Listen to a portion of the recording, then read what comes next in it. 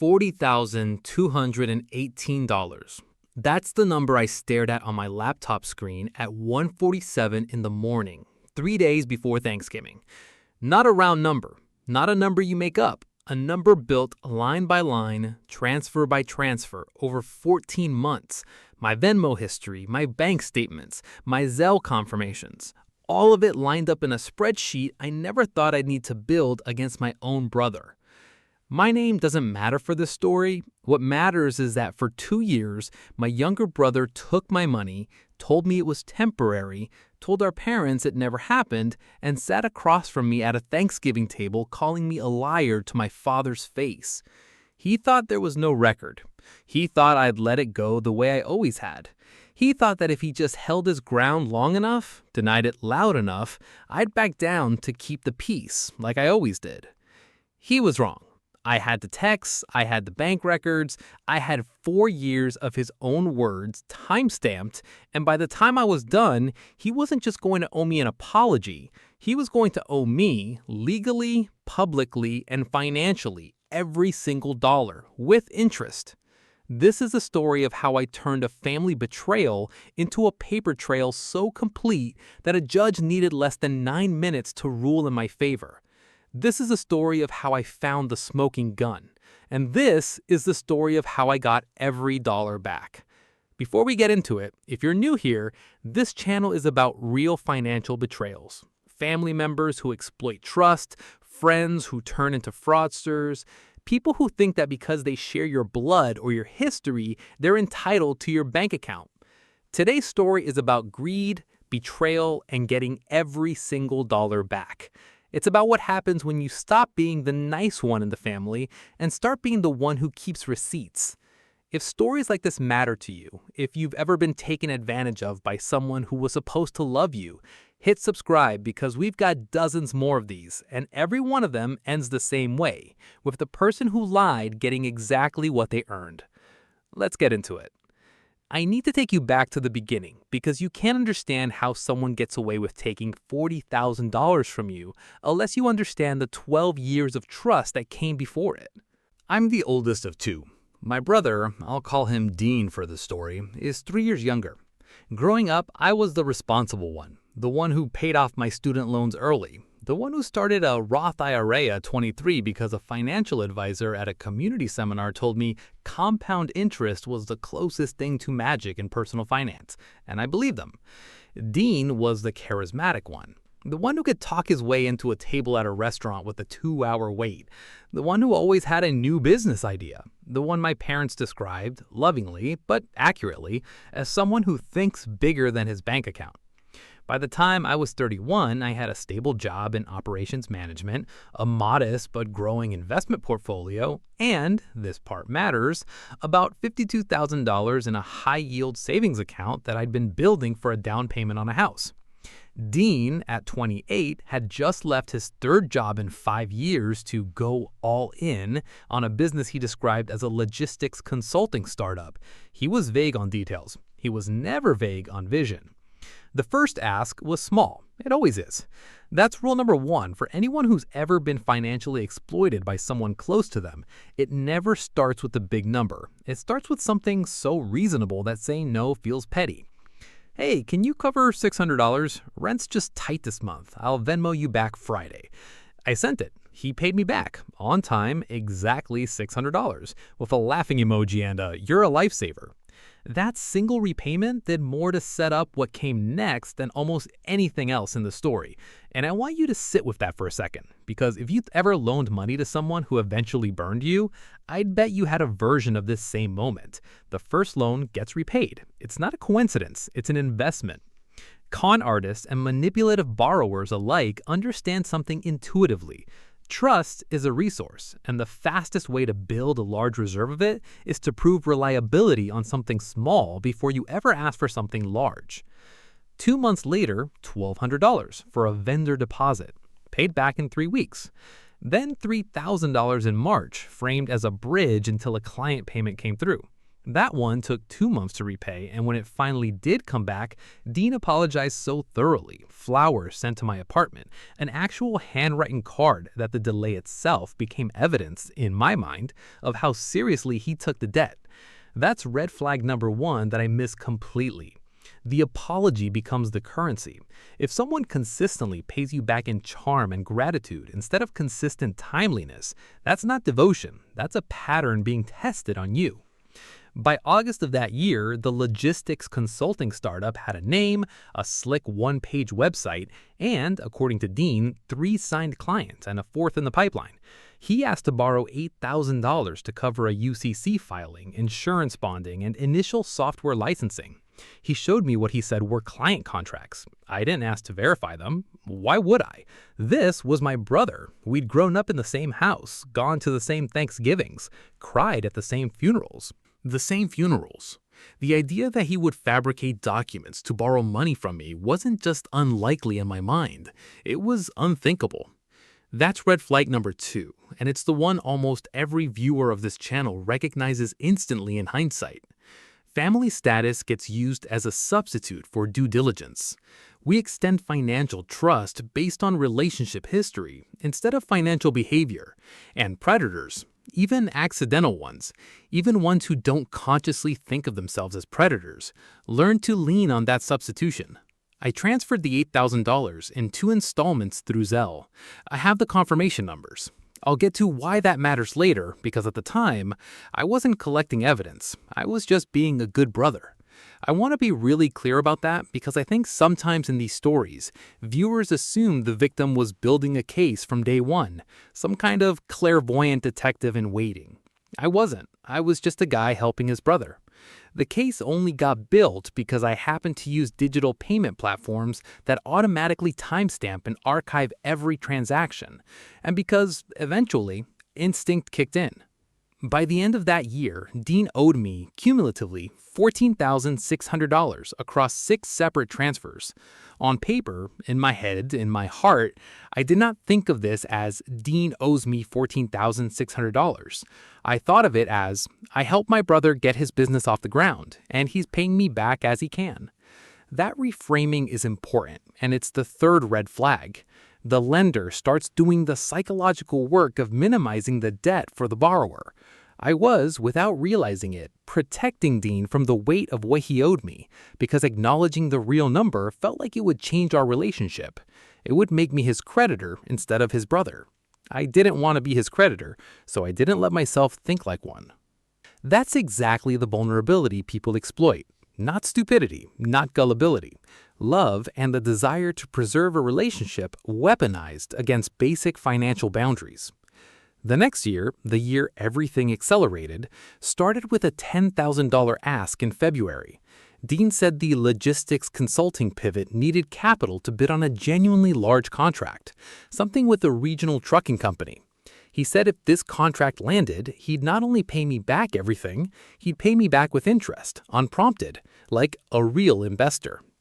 I want you to remember that phrase, real investor. Because months later, when I finally asked for documentation of this contract, it would become one of the first cracks in the story. I sent the $10,000. Combined with the outstanding $14,600, Dean now owed me $24,600. In April, our parents hosted their annual spring dinner, the kind of gathering where extended family shows up, where somebody's aunt asked everybody about their jobs, and where Dean, 3 glasses of wine in, stood up and toasted his growing company and thanked the people who believed in him early. He looked directly at me when he said it. My chest actually warmed. I remember feeling proud. I remember thinking, this is what it looks like when trust pays off. I share that moment because I want you to understand, this isn't a story about a victim who was cold or transactional or looking for validation. This is a story about someone who genuinely believed in his brother, who wanted to be part of his success, and who was, at every step, given exactly the emotional reward necessary to keep the money flowing. By August of year 2, the total was $31,000. By November, just before that Thanksgiving I mentioned at the very beginning, it was $38,700. The final $1,518 came in December. Just to get through the holidays, I swear this is the last one text that I still have, word for word, saved in 3 different places now.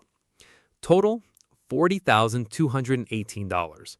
And that's when things started to change. Not because Dean stopped asking, he did stop asking actually right around that point, but because I finally asked him a single, simple question.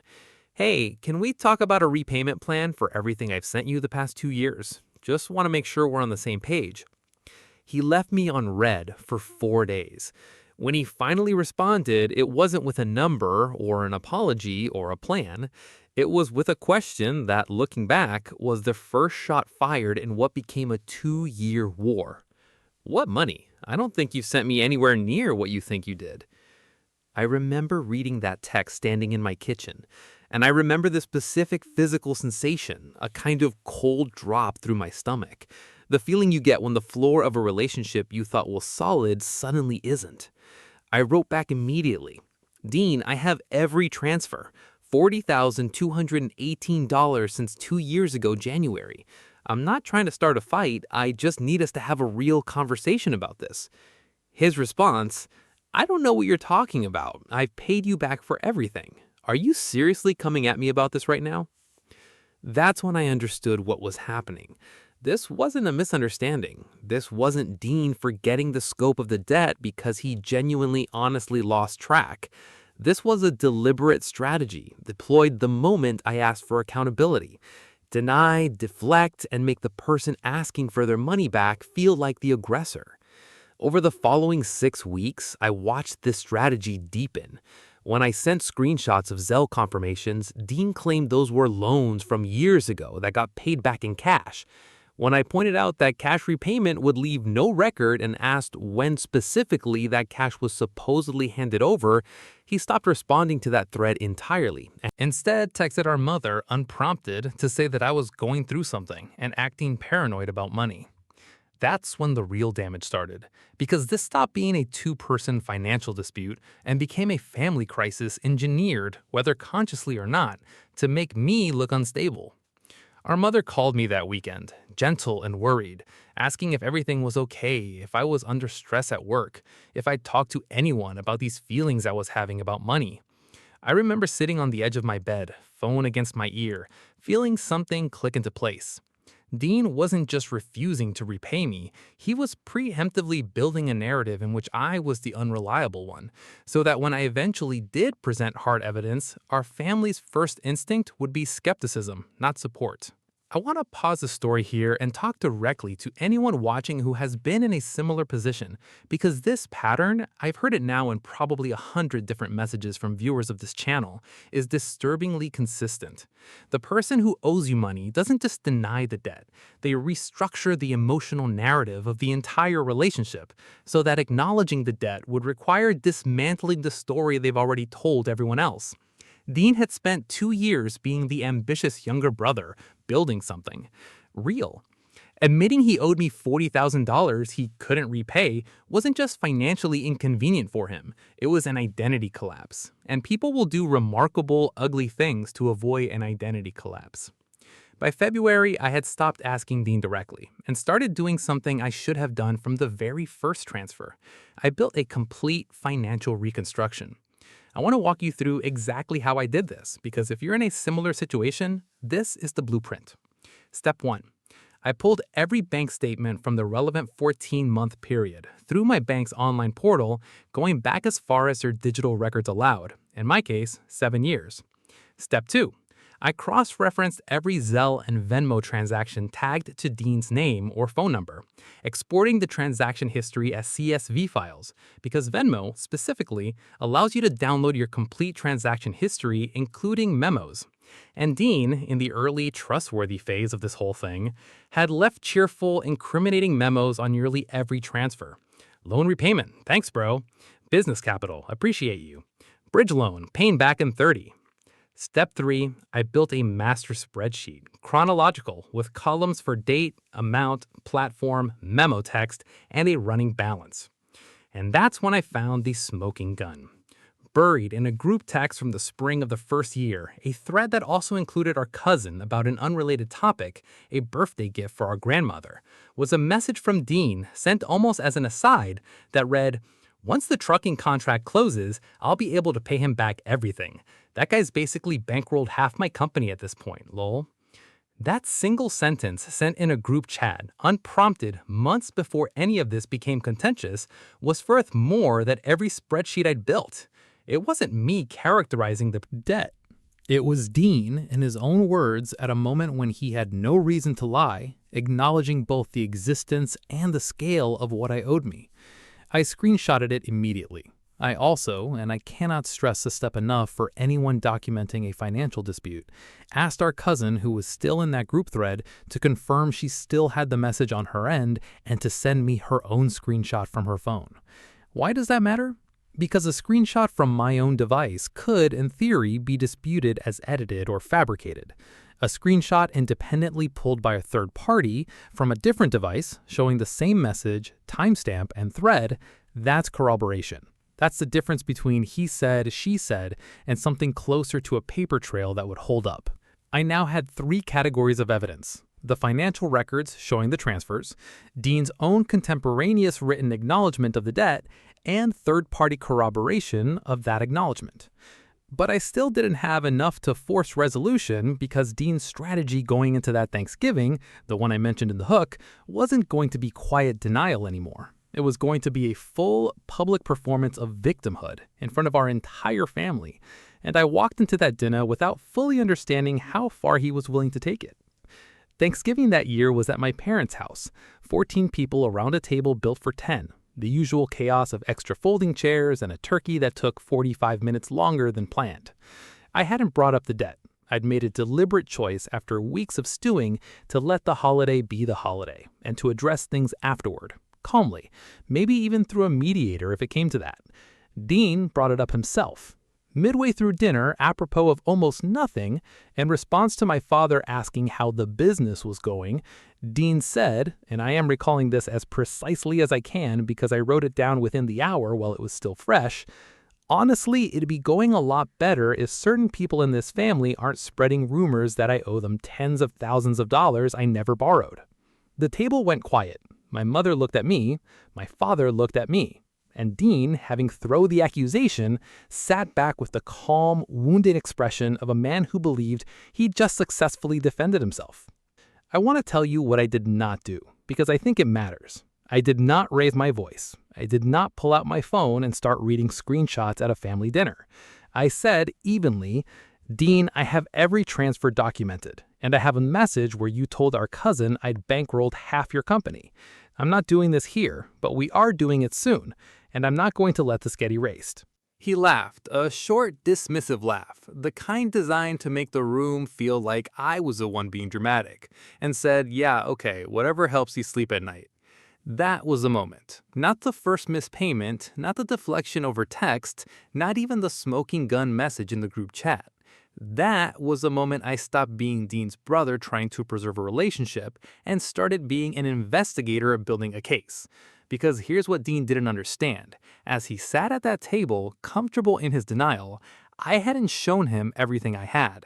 And I wasn't going to show my full hand at a dinner table. I was going to show it to a mediator, then a lawyer, and if necessary, to a small claims judge. All at once, all consistent, all corroborated, and all impossible to explain away with a laugh. The Monday after Thanksgiving, I did 3 things before lunch.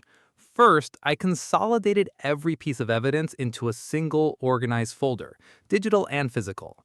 This is a step I recommend to anyone in a financial dispute with a family member, and I'll walk through exactly how I structured it, because organization is what separates evidence a lawyer can actually use from a pile of screenshots a lawyer has to spend 8 billable hours sorting through at your expense. I created 4 subfolders. The first, transfers, containing every bank statement, sell confirmation, and Venmo export chronologically ordered with a master spreadsheet summarizing amount, date, platform, and running total. The second, communications, containing every text message thread with Dean discussing the money, exported using a third-party app that preserves timestamps and can output a PDF formatted for legal review. I want to be specific here because a lot of viewers ask. I used an app called iMazing for iPhone, text export, though there are Android equivalents like SMS Backup and Restore, and either produces a document a lawyer can actually submit as an exhibit, rather than a folder of disconnected screenshots. The third-party corroboration, containing my cousin's independent screenshot of the group chat message along with a short written statement from her, dated and signed, describing what she remembered about the context of that message. The fourth, verbal or witness events, where I wrote a dated, detailed account of the Thanksgiving conversation within hours of it happening, while the memory was fresh, including who was present, a document that, while not admissible as evidence of the debt itself, would matter enormously later for establishing a pattern of denial and, potentially, defamation. The second thing I did that Monday, I consulted a lawyer. Not to sue immediately. I want to be clear about the sequencing here because a lot of these stories skip straight to legal action, and that's not how it usually goes, and it's not how it should go. I paid for a single consultation, $275 for 90 minutes, with an attorney who specialized in civil disputes and had experience with informal, undocumented family loans specifically. Her first question to me was blunt. Do you have anything in writing where he acknowledges this was a loan, not a gift? That's the single most important legal distinction in a story like mine, and I want every viewer to understand it clearly because it's the difference between winning and losing a case like mine. Under the laws of most states, an informal loan between family members with no written agreement is legally enforceable, but only if you can establish that both parties understood it to be a loan with an expectation of repayment rather than a gift. Without documentation, a court can simply treat transfers between family members as gifts, especially given how common it is for families to help each other financially with no expectation of return. This is why the group chat message mattered so much. It wasn't just emotionally satisfying to find, it was legally load-bearing. Dean's own words, "Once the trucking contract closes, I'll be able to pay him back everything," used the word back, acknowledge an obligation, and was written before any dispute existed, which made it far harder to characterize as something said under pressure or taken out of context. My attorney's advice was to send the formal demand letter before pursuing small claims court, not because it was likely to work, but because it would create an additional documented moment where Dean either acknowledged the debt, ignored it, or denied it in writing, all of which would be useful. I sent the demand letter by certified mail, return receipt requested, on December 3rd. It laid out the total amount owed, $40,218, itemized by transfer date and amount, and gave Dean 30 days to respond with a proposed repayment plan before I pursued legal action. He signed for the letter on December 6. USPS tracking confirmed it. He never responded. That silence was, in its own way, another piece of evidence, but I didn't wait around for it to feel meaningful. I used a 30-day window to keep building. This is where I want to walk through something that surprised me during this process: how much information you can legally and ethically gather about someone's financial situation once a formal dispute exists. I discovered, through a public record search, many states maintain searchable databases of registered business entities, that the logistics consulting startup Dean had described for 2 years had never actually been registered as an LLC, corporation, or any formal business entity in our state. There was no EIN. There was no registered agent. There was no filed annual report. Whatever the business was, it existed, functionally, as a website and a set of claims, not a legal entity capable of signing contracts, being bonded, or bidding on the regional trucking contract he told me about 18 months earlier. I sat with that discovery for a long time, because it reframed everything. This wasn't necessarily, in the criminal sense, a man who set out from day one to defraud his brother. It might have been, and often is in stories like this, someone who started with a genuine, if overconfident, ambition, watched it fail to materialize, and then made an escalating series of choices to hide that failure, rather than admit it, first from himself, then from me, then from our entire family. That distinction matters legally. Fraud requires proving intent to deceive at the time money changed hands, which is a much higher bar than proving an unpaid debt. But I want to be honest with you about something. Emotionally, understanding that distinction didn't make me less angry. If anything, it made the betrayal feel more precise. Dean hadn't just failed at a business. He had, for 2 years, actively constructed a story to keep money flowing to cover that failure at the direct expense of my down payment, my financial security, and eventually my relationship with my own parents, who spent that same holiday season unsure which of their sons to believe. The 30-day demand letter window closed with no response. I filed in small claims court on January 9th. Most states cap small claims court at somewhere between $5,000 and $25,000, depending on jurisdiction. Mine capped at $25,000, so I filed for the maximum allowable amount, $25,000, understanding I would need a separate civil suit in a higher court to pursue the remaining $15,218, but wanting the faster, cheaper small claims process to establish the debt on record first. Filing fee, $95.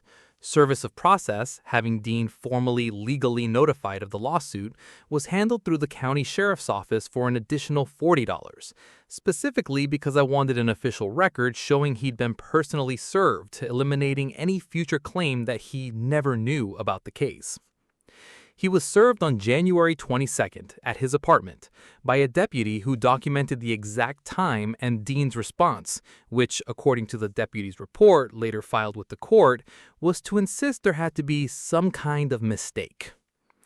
Here's where the story almost went sideways, and I think it's important to include the near miss, because these stories rarely go in a perfectly straight line to justice, and I don't want to pretend mine did.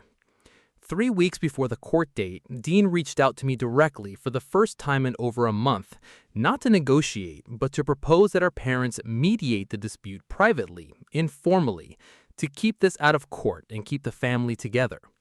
My mother, desperate for reconciliation, backed this proposal enthusiastically. For about 4 days, I genuinely considered it. The pull to avoid a courtroom fight with my own brother, to just sit at a table and let our parents broker some kind of peace, was strong.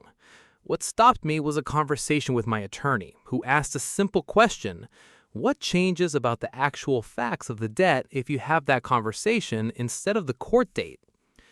Nothing changed. The $40,218 was still owed. The documentation still existed. The only thing an informal family mediation would accomplish, she pointed out, was giving Dean another arena, one without rules of evidence, without a neutral judge, without any enforceable outcome, to perform the same denial he'd performed at Thanksgiving. I declined the mediation. I told my mother, gently but firmly, that I loved her, that I understood why she wanted this resolved quietly, but that I had tried the quiet, informal route for 2 years, and it had gotten me nowhere except $40,000 poorer. I was going to court. Dean's response to my decision was to hire an attorney of his own 3 days before the hearing, a sign, my own lawyer noted dryly, that he'd finally understood this wasn't going to disappear. His attorney's opening strategy, communicated through a pre-hearing filing, was exactly what I expected. Characterize the transfers as gifts, argue there was no enforceable loan agreement, and request dismissal. That's when I finalized my exhibit binder, 17 tabbed exhibits, the transfer spreadsheet with every underlying bank and app record attached, the certified demand letter and signed return receipt, the text message export showing 2 years of communication, including Dean's initial repayments on smaller amounts, which mattered because it established a pattern of loan and repayment behavior, not gift giving, the group chat screenshot with my cousin's independent corroboration and signed statement, and my dated account of the Thanksgiving conversation. The hearing was scheduled for a Thursday morning in February. I walked in with my binder, my exhibits pre-organized exactly as instructed by the court clerk's filing guidelines, and for the first time in over a year, a genuine sense of calm. Not because I was confident I'd win, though I was fairly confident, but because regardless of the outcome, I finally had the truth laid out in a form that couldn't be laughed away across a dinner table. The hearing lasted less than 25 minutes. Small claims court isn't like television. There's no dramatic cross-examination, no gasping gallery. It's a judge, at a bench, moving through a docket of a dozen cases in a single morning, with each side given a limited window to present their evidence and argument. My attorney, I had brought her along for this hearing, even though small claims court doesn't always require legal representation, specifically because Dean had hired his own, walked the judge through the exhibit binder methodically, the transfer history first, establishing the money had, undeniably, moved from my account to Dean's, then the demand letter and lack of response, then the text messages showing years of Dean characterizing the transfers as loans, including his own words about paying back, which mattered because it established a pattern of loan and repayment behavior, not gift-giving. The group chat screenshot with my cousin's independent corroboration and signed statement, and my dated account of the Thanksgiving conversation. Dean's attorney's argument was thin, and I could tell within minutes that even he seemed to sense it. He argued the transfers were informal family gifts and that there was no signed loan agreement. The judge, reviewing the exhibit binder, asked a single, pointed question that I will remember for the rest of my life. Counsel, can you explain this message here, where the defendant tells a third party he intends to, quote, pay him back everything? That's not language people typically use to describe a gift. Dean's attorney did not have a good answer. The judge ruled from the bench, judgment in my favor for the full $25,000 sought in that filing, the maximum allowable in small claims court in my state, plus court costs. She noted, for the record, that the documentation I'd presented was unusually thorough for an informal family loan dispute, and that the pattern of repayment on earlier smaller amounts combined with Dean's own written acknowledgement of the debt made this one of the more straightforward cases she's seen on this particular docket. I want to be honest about how that moment felt, because I think victims of financial betrayal are sometimes sold a story that justice feels like fireworks. It didn't. It felt quiet. It felt like exhaling after holding my breath for 2 years. Dean, seated at the defendant's table, stared at the surface in front of him and didn't look at me once. But $25,000 wasn't the full $40,218. I still had $15,218 outstanding, unreachable through small claims court's cap. My attorney and I discussed filing a separate civil suit in a higher court for the remainder, a process that would take longer and cost more in legal fees. Before we filed, though, something shifted, and this is where the story takes its final turn. Word travels fast in families, even when you try to keep legal matters private. Within a week of the judgment, my parents knew the outcome. Court records are public, and my mother, still hoping for reconciliation, had actually attended the hearing quietly in the back of the courtroom without telling either of us beforehand. She heard the judge's ruling. She heard the judge's comment about the strength of the documentation. And for the first time in this entire 2-year saga, she came to me, not to mediate, not to ask me to soften my position, but to apologize for how long she'd unconsciously sided with the version of events that was easier to believe. That conversation mattered to me more than I expected it to, because the financial theft was devastating. But the part that had actually kept me up at night for 2 years wasn't the $40,000. It was the fear that my own family would choose comfortable denial over inconvenient truth. Watching that fear resolve, watching my mother look at the documentation and simply say, "I'm sorry, I should have believed you sooner," was its own form of recovery, separate from any dollar amount. Dean, facing a $25,000 judgment already on record, which left unpaid would have led to wage garnishment or a lien in most states, and which now sat on his credit history as a civil judgment visible to future landlords, lenders, and business partners, reached out through his attorney to negotiate a global settlement covering the remaining $15,218, rather than face a second, more expensive lawsuit with an even more damaging paper trail. We settled. Full remaining balance, $15,218, paid in 6 monthly installments, formalized in a written settlement agreement with actual legal teeth this time, a document specifying that missing a single payment would trigger the full remaining balance becoming immediately due, enforceable as a civil judgment. Combined with the $25,000 already awarded, I recovered the entire $40,218, plus roughly $2,100 in legal and court costs that were factored into the settlement negotiations. And here's a twist I promise you back in the hook, the part of the story that I genuinely did not see coming until the very end. During the settlement negotiations, in a conversation between attorneys, it came out where a significant portion of that $40,000 had actually gone. It wasn't the trucking contract. It was never the trucking contract. That deal, it turned out, had fallen through in its earliest stages more than a year before Dean stopped asking me for money, and he had simply never told me, continuing to imply it was still in progress long after it had collapsed.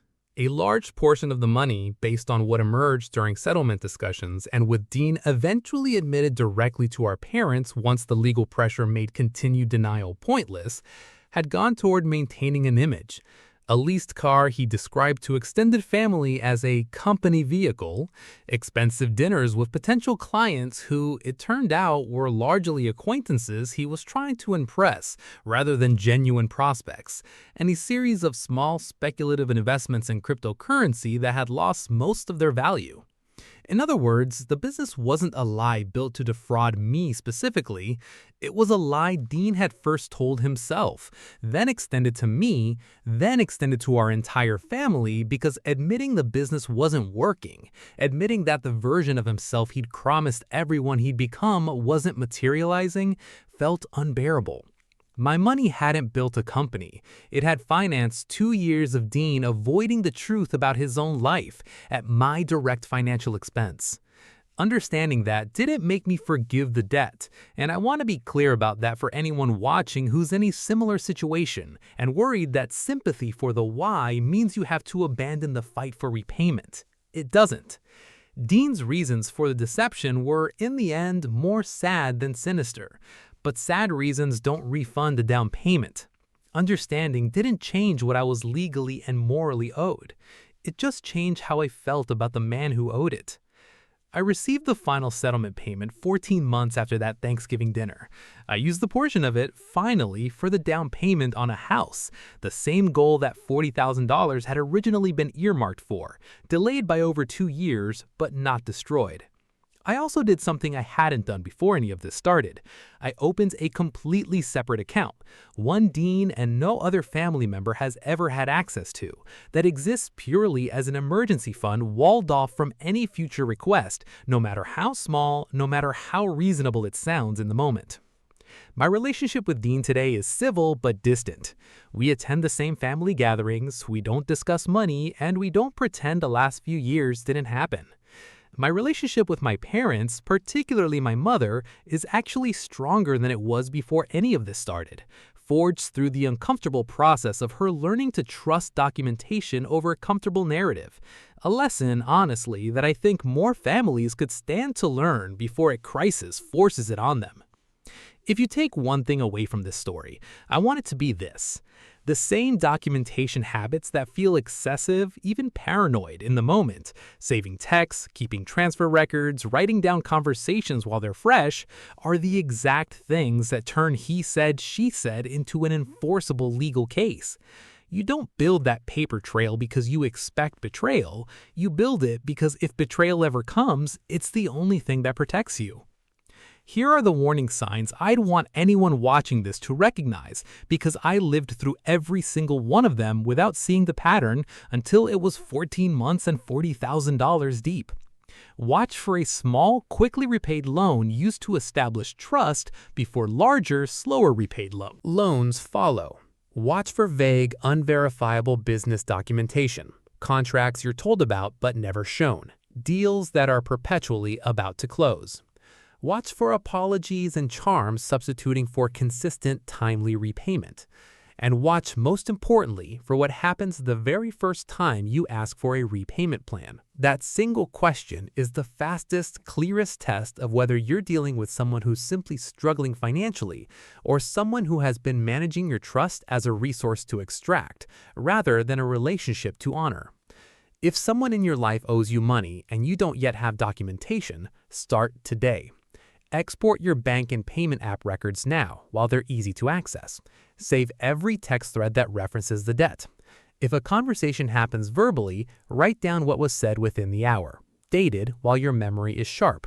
You may never need any of it, but if you do, it will be the difference between a debt that disappears into denial and $40,218 that comes back to you, dollar for dollar, with a judge's signature behind it. Have you ever been financially betrayed by someone in your own family? What happened and how did you handle it? Tell me in the comments. I read every single one. And some of the best stories on this channel started as a comment on a video just like this one. If this story resonated with you, subscribe, because there are dozens more where someone thought they'd gotten away with it and found out in the end that they hadn't.